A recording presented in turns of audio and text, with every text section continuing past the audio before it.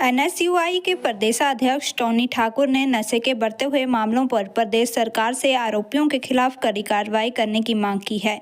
शनिवार को प्रेस वार्ता को संबोधित करते हुए उन्होंने कहा कि नशे के मामले में जिस प्रकार युवाओं की मृत्यु हो रही है, समाज के लिए यह बहुत ही चिंतनीय है। हैरानी की बात है कि समाज में नशा जड़ों तक फैल गया है। मंडी में युवक का शव शौचालय में मिला है। युवाओं के साथ पुलिसकर्मी भी नशे के सौदागरों के साथ संलिप्त पाए जा रहे हैं। प्रदेश सरकार को नशे की रोकथाम के लिए कड़ा रुख अपनाना होगा और कानून बनाकर कार्रवाई करनी होगी ताकि जो समाज के युवा वर्ग में जहर घोल रहे हैं उनको खत्म किया जा सके। एनएसयूआई इकाई की ओर से नशे की रोकथाम करने के लिए अभियान शुरू किया गया था ताकि लोगों को जागरूक किया जा सके। अब युवाओं को खेलों के साथ जोड़ने का कार्य किया जा रहा है, जिसकी शुरुआत सुंदरनगर से होगी। देखिए, नशे के मामले लगातार जिस तरह से युवाओं की मृत्यु हो रही है वो सच में बहुत ही चिंतनीय है।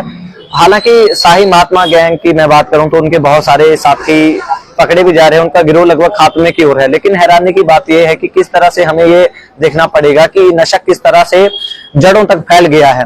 कल ही एक मंडी में युवा की जो है वो डेड बॉडी वॉशरूम के अंदर मिली है और साथ ही हैरानी की बात है कि किस तरह से पुलिसकर्मी जो है वो इस कार्य में संलिप्त पाए जा रहे हैं। बिलासपुर के अंदर नशे चिट्टे के साथ पकड़े जा रहे हैं। तो ये सच में बहुत ही चिंतनीय विषय है और सरकार को इस ओर कड़ा रुख अपनाना होगा और कानून बनाकर जो है वो ऐसे लोगों को जो समाज में युवा पीढ़ी में जहर घोल रहे हैं उनको सलाखों के पीछे धकेलना होगा। तो ये बताएं कि इस तरह से आपने एक अभियान भी चलाया है, तो क्या है उसकी आगे?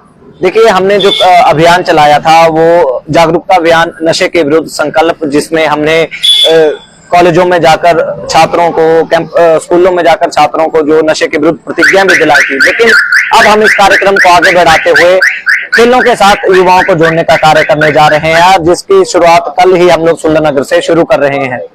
अगर हम बात करें खेलों में जिस तरह से राजनीति करना होता है या राजनीतिक व्यक्ति में आते हैं, किस तरह से देखते हैं कि किस कई बार खिलाड़ियों को इसका जो है खामियाजा?